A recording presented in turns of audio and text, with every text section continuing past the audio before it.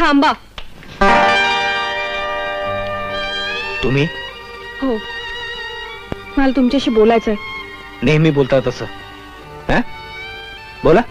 का का तुम्ही माझा असं छळ केलात? हे सगळं आधी का नाही सांगितलं तुम्ही मला? माझ्या मनाची काय अवस्था झाली असेल याचा विचार केलात कधी? मी किती निराश झाले होते.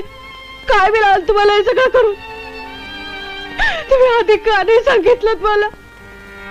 आधी का नाही सांगितलं मला?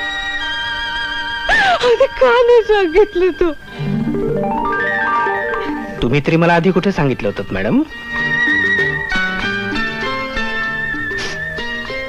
सगळ्याच गोष्टी सांगाव्या लागतात. हा, त्याशिवाय आमच्या कशा लक्षात यायच्या?